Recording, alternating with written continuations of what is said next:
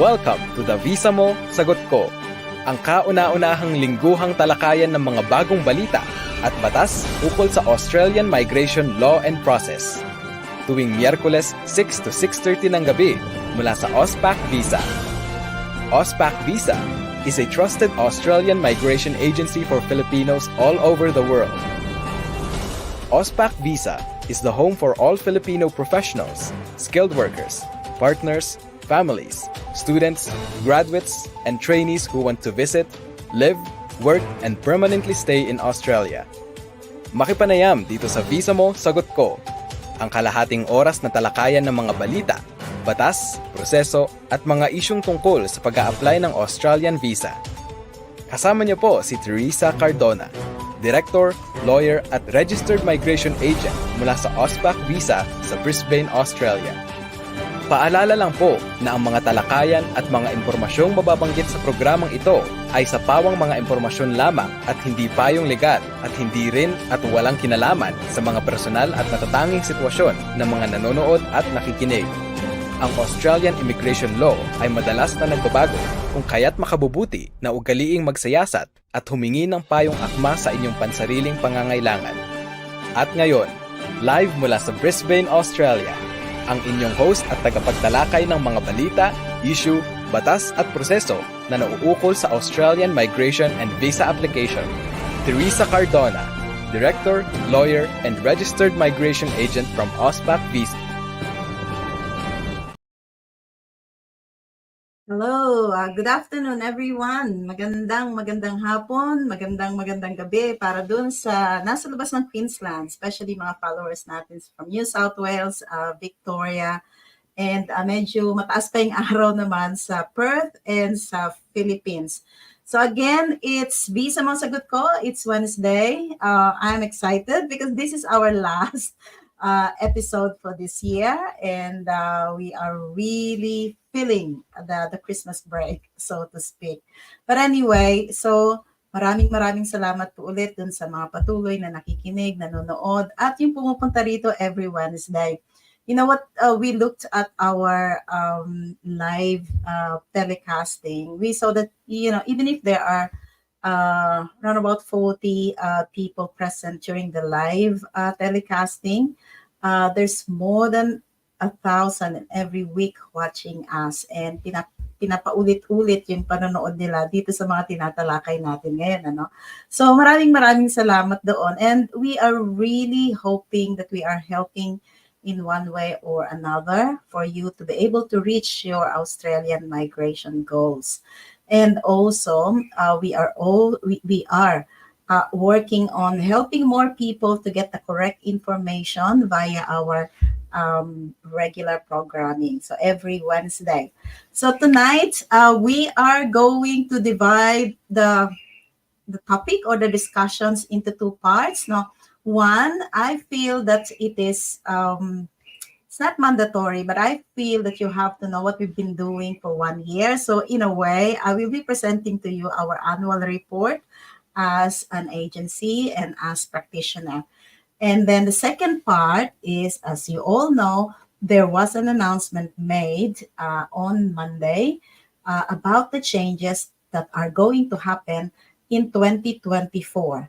Now, some of them are shocking, and actually, I have received a lot of calls already since this morning after all the issues have been clarified, na nagwo-worry na sila kung anong kahihinatnan nila after studying in Australia. Okay, but I'm going to discuss that later on. So first part, let's have a look at our report to our clients and to our audience. So 2023, this is what a year for us.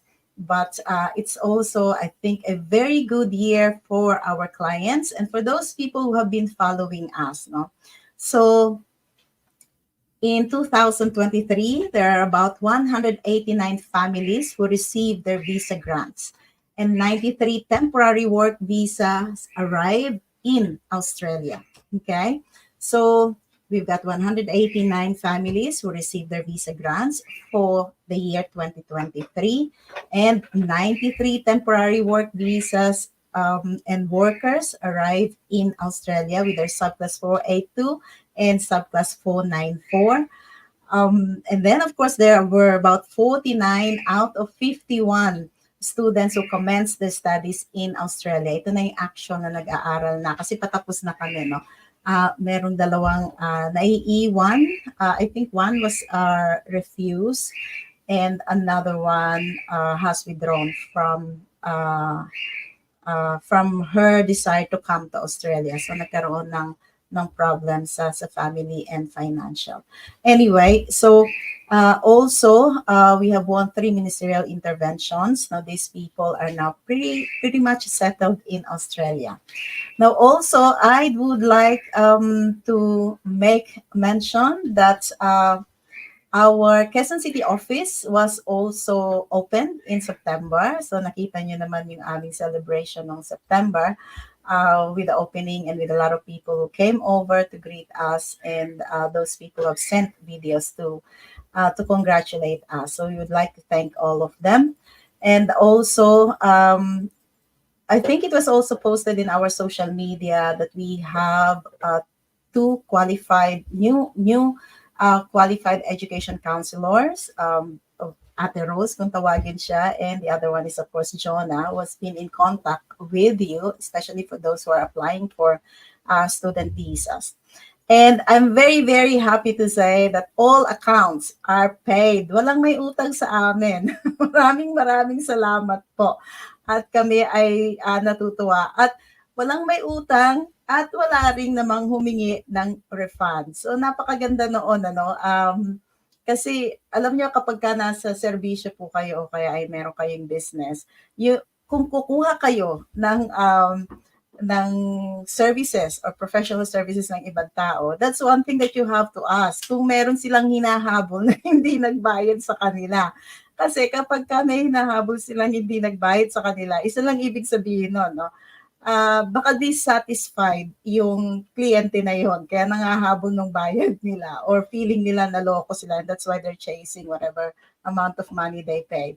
Now, in our side, I'm very, very happy to say wala pong may utang sa amin, except of course yung mga naka-installment who are diligently paying their dues every single month. Maraming salamat po kasi hindi niyo talaga kami pinapahirapan. And walang refund. No? So that's good. And of course, our social media followers, it's growing day by day. Maraming salamat po. Our Facebook followers, I think we started last year with 6,000 plus, and it has grown more than 2,000. So we are now 8,725 followers in our Facebook page. Maraming salamat. Pero maraming followers kaysa sa likers, no? I think that's a trend now. There are more followers than likers, but we like that you also like the page so that you don't miss any of our updates. But if you're just happy following us, it's okay. We also would like that. Now, for the personal invitations to my FB account, unfortunately, I cannot say yes to all the invitations, no? Because if I don't really need you to be in my FB, we can be in Messenger exchanging information that are relevant to your application. And our YouTube account, maraming salamat po. It has grown, I think, from 12,000 last year. It has come up now to 15,007 subscribers in our YouTube. We promise that next year we are going to have more instructional videos because I think those videos are helping more people to be able to understand the process of Australian visa processing. And our TikTok account, which is very new, I think we just started a few months ago, and we've got 350 followers already. So those who are following us in Facebook or in YouTube, please follow us in TikTok as well, because we will be putting a lot of small information videos there, yung mga vlog natin. And we also have an Instagram account, and that is also growing. So we have 63 followers, and we would like to grow that even more, even larger. So please follow us in our Instagram page. Ayan, pinost na ni Cara kung ano yung aming Instagram page so that you can click on it and follow us. Okay, so that's our achievement for this year. So we would like to thank you very much for all these things. But just like anyone else, kami po'y napapagod din. Kaya we will be taking a break. We will be taking a break from December 21 to January 3. I'm going to the Philippines. We're going to have a Philippine Christmas celebration. So doon naman sa mga maiiwan sa Australia, please enjoy the summer Christmas in Australia. And for those who are going to the Philippines to celebrate ng Pasko, sana ay mag-enjoy kayo kasi kami po ay mag-enjoy sa Christmas holiday. And for those who are planning to go outside of Australia, not going to the Philippines but somewhere else, Merry Merry Christmas po sa inyong lahat. Okay, so I think that's it. Again, the routine is if you have any questions, just post your question to the comment box. Nakikita ko na yung iba, may mga tanong na. Maganda yung mga tanong nila. So I will read that later on. So para naman doon sa mga bumabate, maraming salamat sa pagbate. Okay, now let's go to the second part of the updates on migration. This was announced on Monday with the Department of Home Affairs announcing a new migration strategy plan. Okay. Sometimes it's a little bit scary when you hear something from immigration like this. They keep on changing, they keep on shifting. They have just announced something new, and now it doesn't seem to be in the new strategy plan. And it's a little bit tricky for immigration to actually announce this information now that everyone is rushing for Christmas, now that everyone is concentrating on what they can do to make Christmas fun. So, and yet, merong mga bagong changes which will take effect next year. We're thinking that some of them are kicking in now, especially for the student visa applications, but maybe more formally on the 1st of January. Okay, so this was introduced and this was announced last Monday. Okay, what are the changes? Number one, the student visa application and processing ang unang change na meron. So, for student visa changes, so number one, we have the English proficiency requirement for student visa will increase. Now, I know Filipinos are very much keen to apply for student visa application, especially those courses with no English and no IELTS, no evidence of funds. Well, as you can see, that has changed a little bit in the last few months. So there's now financial capacity requirement, which is discretionary, but it seems like mandatory, but it is what it is at the moment. But now another additional to that change will be the requirement for English tests. Now, so if before you were required to do a 5.5 test, it's going to increase to 6.0. And for the ELICOS program, before getting into the professional program, it will also increase from 4.5 to 5.0. And for those students who are getting a university foundation program, the requirement will be at least a minimum of 5.5. So it has increased. So you've got to be ready with your English. Now, with Philippines, I do not see any exemption nowadays. But let's see, there might be, but I'm thinking that this is all going to be to all different countries, regardless of their country levels. Now, also another change with a student visa application is the requirement for a genuine student test, yung GST. No? So there will be a GST that will be introduced, and the primary factors that will be considered will be the academic progression and the relevance of the intended study to future career prospects. Now, that is very hard. Now, at the moment, we are being asked for a narrative by writing a GPE statement, which I'm sure a lot of students are playing around and they can say this and this and that. But with the testing, the primary focus will be on your career progression, which means to say that if you're taking a course that is not related to your career, then obviously the shifting of courses, the changing of minds or changing pathway will be very difficult. Now, also, you will have to prove, however, this course is going to improve your professional standing. Okay, so that's another thing that you will be faced, the student visa applicants. And for the onshore student visa holders, it will be difficult for you to get another student visa approval if you are shifting from one course to the next without passing the test.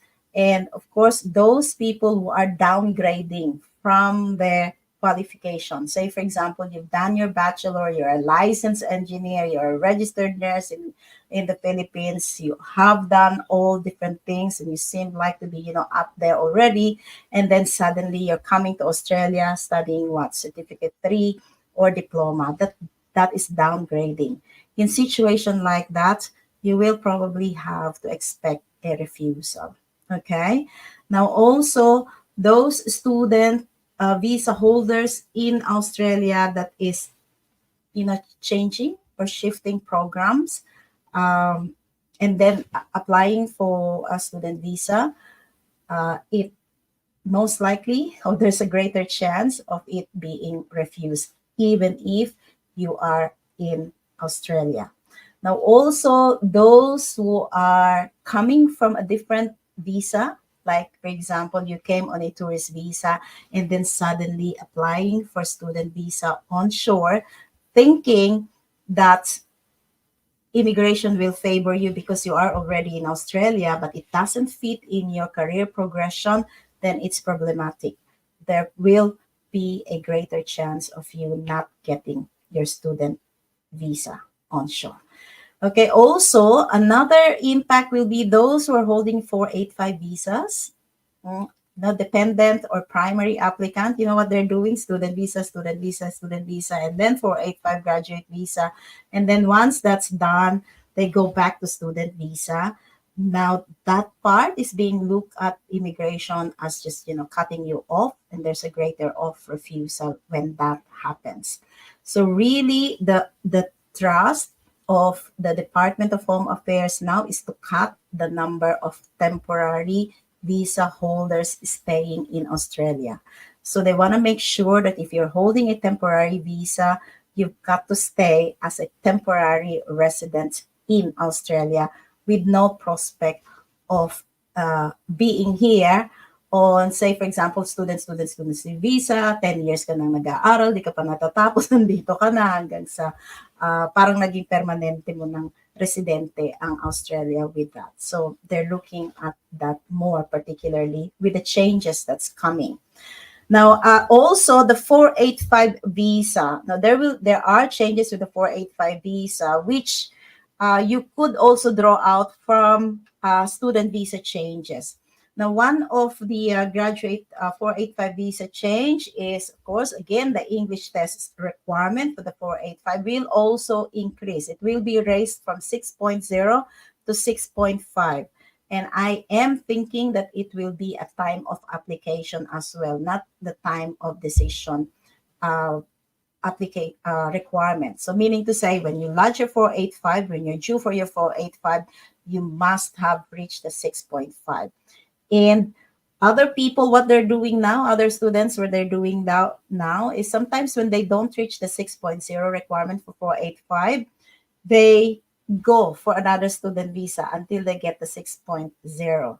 So now I don't think it's going to happen anymore because just like what I've said, immigration will scrutinize the second student visa onshore. So there will be a greater chance of that application getting refused. Now, also, the maximum age limit for the subclass 485 is reduced from 50 years old to 35 years old. So I think that's really harsh. Now, at the moment, any student visa holders who have completed the CRICOS course and did it for 2 years, they are eligible for subclass 485 and be able to stay in Australia for 1.5 year or sometimes 2 years if they've done their bachelor, or sometimes 3 years if they've done their master's in research. Uh, but at this time, regardless of their age, ang limit is 50 years old. But with these new changes, it's only up to 35. So if that is the change, kung hanggang 35 lang ang 485, we are looking at student visa applicants to be a lot younger. All right. So I don't know if you can see the connection. And that is why with Auspac visa, we have started screening the applicants. In fact, we do not want to get applicants for student visa that's over 29 years old. Unless you're getting master's or PhD programs. So at least that may be consistent with the program itself. No? So yeah, from 50 to 35 years old. The fear of people now are those who are student visa holders that they are panicking now. What about us? What's going to happen to us? I'm about to finish in March or in July, and suddenly this. Am I still eligible? I'm 40 years old. That's that is the question now, and I receive a lot of queries to that effect. Now, please don't panic too much, because normally what immigration is doing is that they provide at least a transition arrangement, because if they're going to introduce this will be really harsh for the student visa holders. So in order to remedy that, or to at least lessen the impact of that harsh change, they usually do introduce transitional arrangement. But I'm not speaking for immigration. I'm speaking from experience. So we are hoping that there will be a transitional arrangement for the current visa holders eligible to apply for their 485 using the old rule. Okay, now the duration of visa is changed a little bit. So now the bachelor degrees will be given at least 2 years of stay under the graduate visa. And those who are taking up masters will also be given 2 years.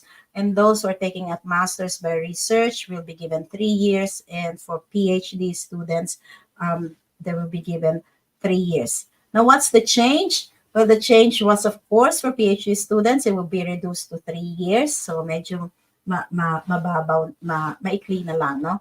And then also the change will be the eligibility for second temporary graduate visa. It is available only for the regional graduates, not for the metropolitan graduates. And the extension of post-study rights for eligible universities and eligible courses, they seem to disappear.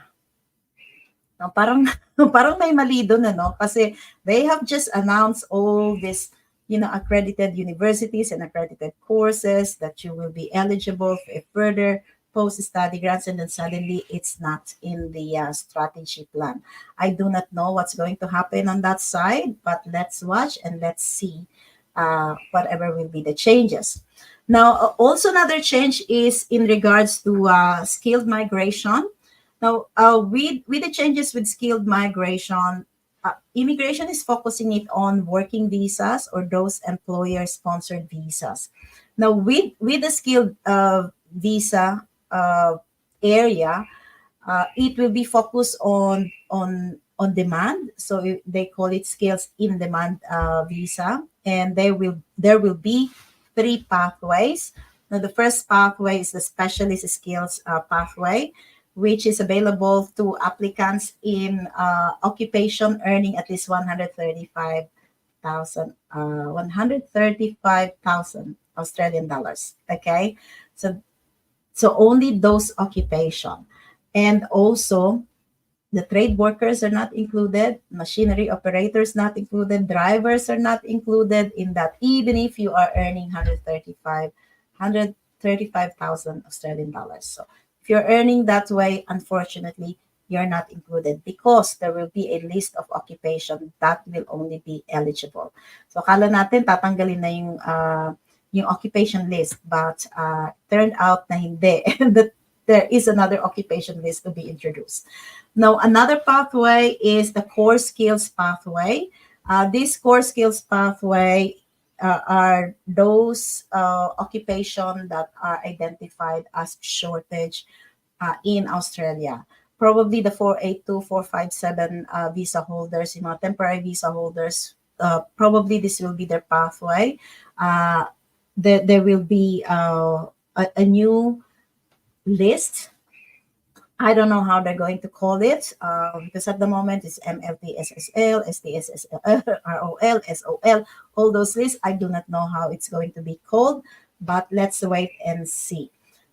Most important thing there is if you will be holding a temporary visa in Australia and you are in the skilled migration part, normally those employer sponsored visas, then probably this will be your pathway in order to get to a permanent residency.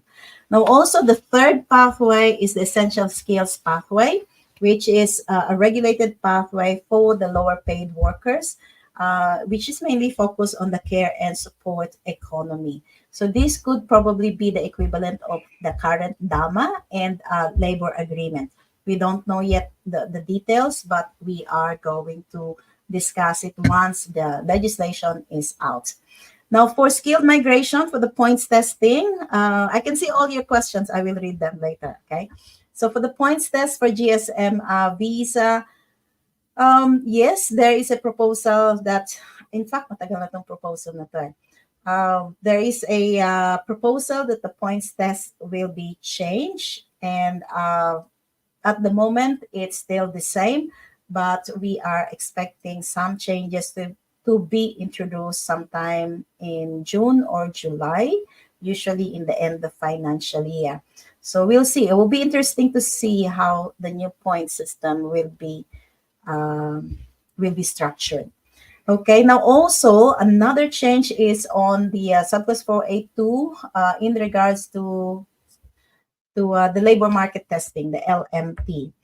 Remember before under 482, the employer is required to advertise the available position in three different locations, whether in print or in radio or something, depending on the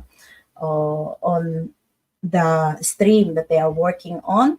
So now it is reduced into two advertisements instead of three. So yun, medyo maganda yung change na yun. That's a welcome change.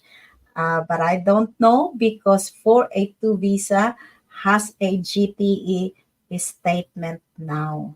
Okay? So parang napunta yung GTE statement from student visa. Napunta naman sa 482.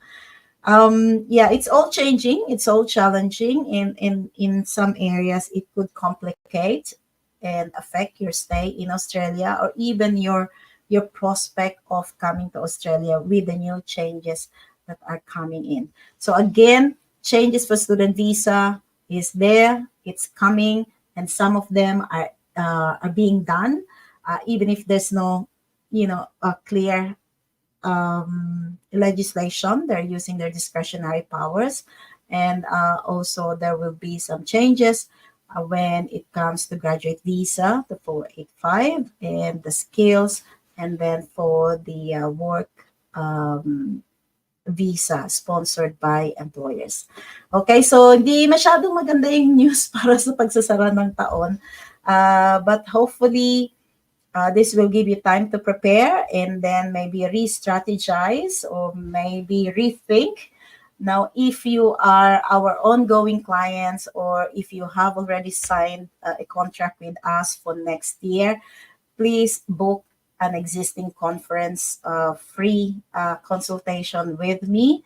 If you think these changes impacted you in any way, please feel free to book a conference with me, even for 50 minutes, so we can at least, strategize or need to shift or something, or even just to explain and make it clear to you what's the requirements and the process that we will be expecting to happen. Okay, so you are very welcome to do your consultation. So if you can do it within the week before we take a break, please do so. Otherwise, you will have to wait until next year. Okay, so let's do our questions and answers. Okay, so meron na po bang update? This is from, hindi ko masyadong mabasa. Dali, maliit ang aking screen. Okay, so from at Jade Bruaro Moir. Meron na po bang update sa working visa sa Philippines kung kailan ang open po? Working visa has always been open from the Philippines under the 482, 494, and 186 visa. It has been going on since the time I can remember. It's open.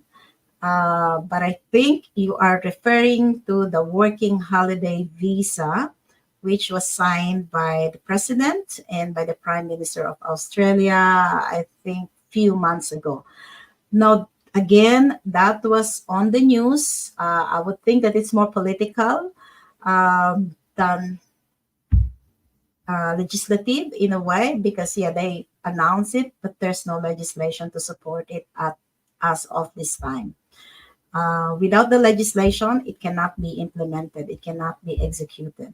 But once the legislation is out, and if it's clear to us what is required, then we are going to announce it. We're going to have a one session just for that. But at the moment, please, ang pakiusap po lang, I know there are some people who are already recruiting people for the working holiday visa in the Philippines. There is no working holiday visa yet. There is no legislation to support that. Even the agricultural visa, I know there are some agencies that are not without any registered migration agents recruiting people for the agricultural visa. It's not going to happen because there's no legislation to support it. So please check the facts, check the immigration. If it's too good to be true, then it's probably not true. So please just be wary of that. Okay, next question. Mary, hi ma'am, nag-help po kayo sa mga negative skills assessment. Gusto ko po sanang mag-appeal ng result ko. Yes, we do. We do represent people who have obtained negative skills assessment and with their appeal.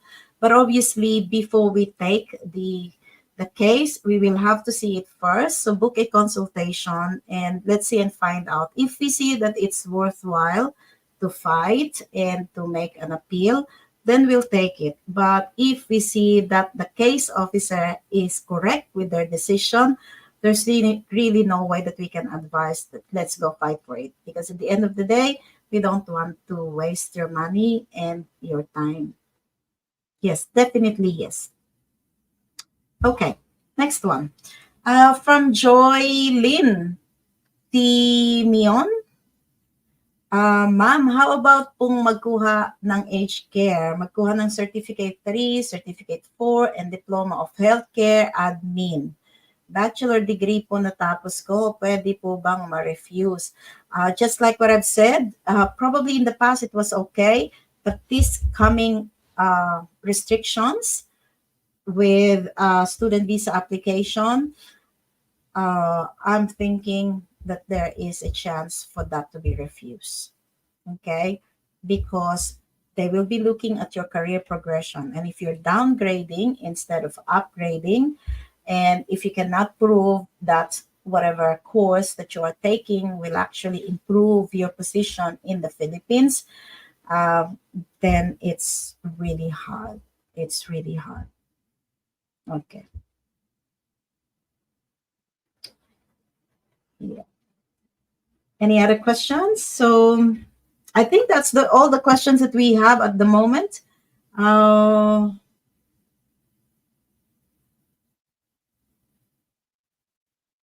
Okay, I think that's the question of Ax kanina. Meron na po bang update sa working holiday visa sa Philippines kung kailan mag-open po? So I think I've got the answer correctly, no?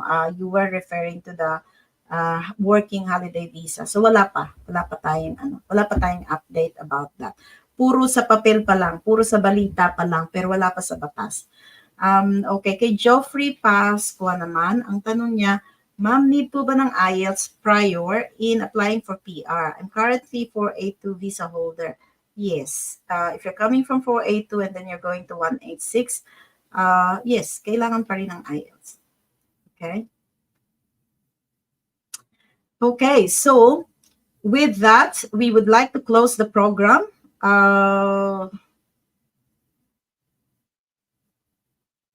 Joylyn Temion again, kung may experience naman po ba sa caregiving, possible din po ba iyon?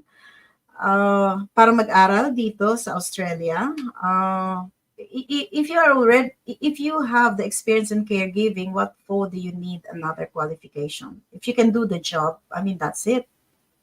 And listen to what I'm saying. This is exactly what the case officer will have to ask when they see your application. If you are already experienced in caregiving and you're doing individual support, where is the career progression there? If you can do the job even without the qualification, how are you going to justify it? That's why I'm saying it will be more difficult, you know. Kaya sinong papasa dito? Probably yung mga young ones lang ang papasa dito. Ang makakakuha ng student visa. Meaning to say, they come here, ng high school sila, and then they keep on going until they reach bachelor or TAFE. But for those who are already, who are already qualified and the bachelor degree or certificate in the Philippines, I'm thinking that it will be hard for them. Now, the attraction really is for the young ones to come to Australia so that they study here, maybe start in high school and then proceed to TAFE. But for those who have already achieved their qualification and then come here, where is the career progression there unless they want to work in Australia? And unfortunately, hindi yun yung target ngayon ng Australia. You've got to realize that ang target ng Australia are the young ones who are going to study maybe in high school, or those who are freshly graduate, year 10, year 11, year 12, and then coming for their bachelor degree, right? Because that's a logical progression of what they want to be. At saka, itong mga bata na to, mag-aaral talaga dito. Kasi after ng pagka-graduate niyan, hindi yan nag-aapura na magtatrabaho dito, no? While yung kanilang mga pag-iisip, they wanna go everywhere, they wanna try all different things, but they're not looking for permanent residency at that young age. And that is what immigration wants, those people who are coming here to spend money and not really looking after the PR and not really just, dying to get jobs in Australia or just coming here to to work in order to pay their tuition fee. Kasi ang nangyayari, nagsasuffer yung quality of education. And with these changes, they are going to scrutinize the processing of the providers. No? So, pati mga providers ngayon, they're being checked. That's why makikita nyo, pati mga providers at this time, they refuse admission, which did not happen before, no? So sasabihin nila, oh, we want 31 years old student. Or say, for example, did that pass because it's not consistent with what they're doing back in their home country to what they want to take up. So the colleges, universities are doing that now, if you have noticed. So ang refusal, hindi lang nanggagaling ngayon sa Department of Home Affairs. Nanggagaling din sa mga colleges because they're afraid to lose their accreditation. They're afraid to lose their level and then ma-shut off sila because parang lumalabas na dumadami lang yung estudyante nila because of the money. Okay?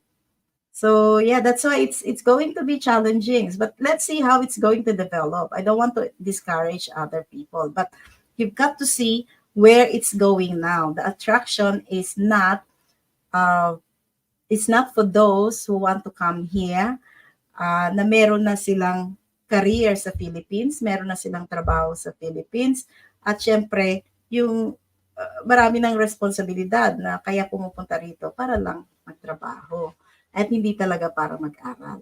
So, yeah, so with this thing, we are calling on the high school and the young ones, yung merong mga kamag-anak dito, relative who would like to help their young pamangkins, nieces and nephews who are in high school. They are, I think, the perfect candidate to be able to get the student visa nowadays. Or those people who are in the higher ups and want to get master's degree or PhD, they're good. No? So yun yung mga profile na siguro mapafavoran ng student visa. But yet, you have to understand this 485 graduate visa pathway, it's not going to be the same as before because of the cut, because of the limit with the age requirement. So, pang mga bata ngayon, ang concentration o ang attraction na gusto siguro ng Home Affairs. Okay, so is that all the questions that we have? Jan Limpin, I'm not so sure if I actually pronounce the surname correctly. Naka-lodge na po ako last November ng student visa from bachelor sa Philippines, then applied for advanced diploma here in AU. Affected po ba with the changes? I think yes. Yes. Because just like what I've said, this is going to be introduced in January or implemented in January. But if you're going to read the migration strategy plan, the commitment is ongoing since the announcement. So when they say ongoing, this is being done now. Because the student visa, they don't need the legislation for that, except for the requirements for English and all the things that I mentioned earlier. But when it comes to GPE, again, I'm saying that it's discretionary. Case officer can look at it from the point of view of you being a genuine or non-genuine student visa applicant. I think yes, it will be affected. Bettina de los Santos, pwede po bang mag-apply ng subsequent entrant ang spouse kahit wala pa sa Australia ang student visa holder? Thank you po.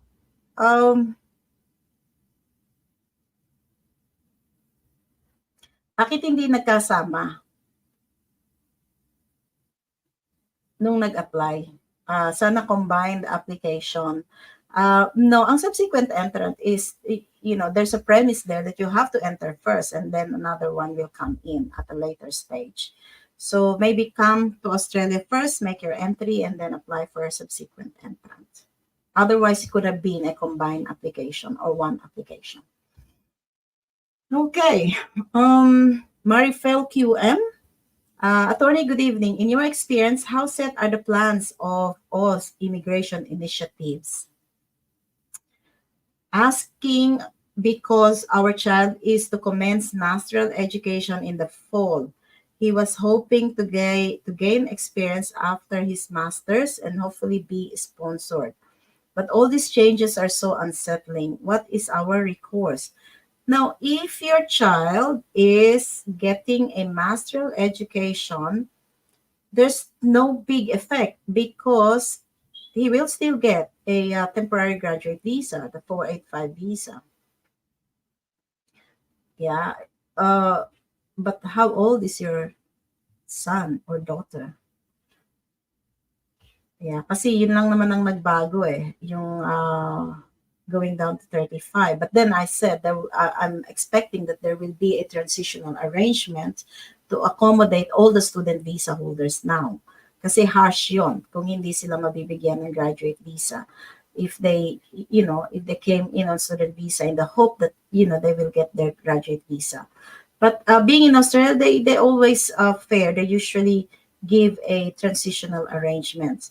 Now, dun sa question, 31 years old. Okay, yeah.